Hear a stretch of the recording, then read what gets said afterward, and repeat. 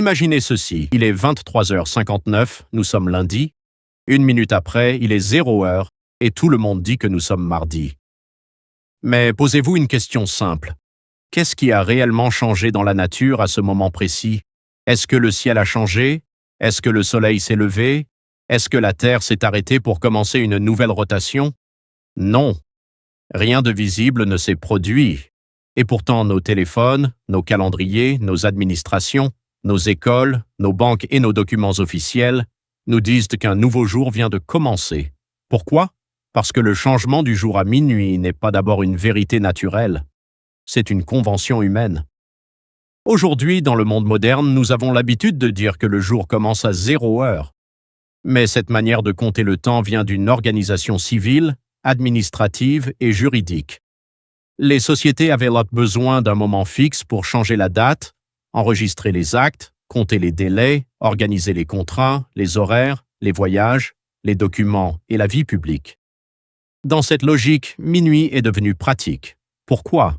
Parce qu'à minuit, la majorité des activités humaines sont arrêtées, les bureaux sont fermés, les tribunaux ne travaillent pas, les marchés sont calmes, la plupart des gens dorment. Donc, pour l'administration, c'était plus simple de faire changer la date au milieu de la nuit. C'est ainsi que dans l'héritage romain et européen, le jour civil a fini par être compté de minuit à minuit. Plus tard, avec l'horlogerie, les États modernes, les transports, la mondialisation et les systèmes internationaux, cette convention s'est imposée presque partout. Mais il faut bien comprendre une chose. Minuit n'est pas le moment où l'univers annonce qu'un nouveau jour commence. Minuit est le moment où l'homme a décidé de changer la date. La Terre ne termine pas sa rotation exactement à 0h pour recommencer une nouvelle rotation. La Terre tourne continuellement. Elle ne s'arrête pas. Elle ne redémarre pas. Le temps naturel avance sans coupure. C'est l'homme qui découpe ce temps en heures, en jours, en mois et en années pour mieux organiser sa vie. Avant cette domination du temps civil moderne, plusieurs civilisations ne commençaient pas le jour à minuit. Certaines commençaient le jour au lever du soleil, parce que pour elles, la page en lumière marquait le début de l'activité humaine. D'autres commençaient le jour au coucher du soleil, parce que la disparition du soleil marquait l'entrée dans une nouvelle période. Et c'est là que les textes religieux deviennent très intéressants. Dans la Bible, au livre de la Genèse, il est dit « Il y eut un soir, puis il y eut un matin, ce fut le premier jour ». Remarquez bien l'ordre, d'abord le soir, ensuite le matin.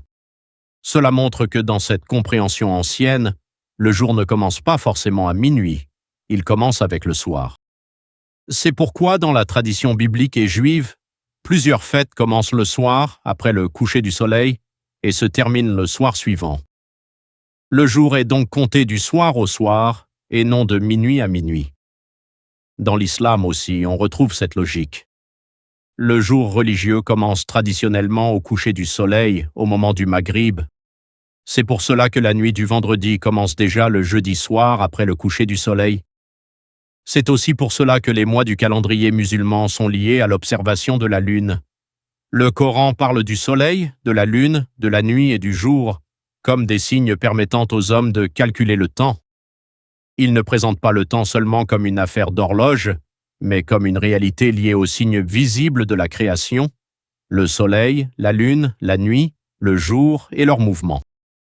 Alors, quand on regarde tout cela, on comprend qu'il existe plusieurs manières de compter le jour. Dans le calendrier civil moderne, oui, le jour commence à 0h. C'est la règle des États, des écoles, des papiers officiels, des téléphones, des banques et de l'administration. Mais dans plusieurs traditions anciennes et religieuses, le jour peut commencer au coucher du soleil.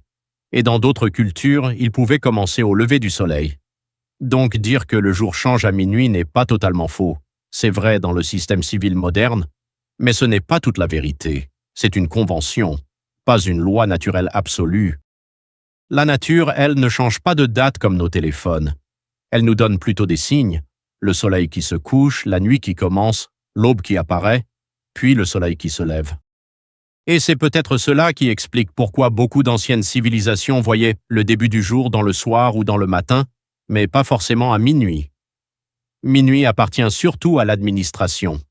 Le coucher du soleil appartient à l'observation naturelle et religieuse.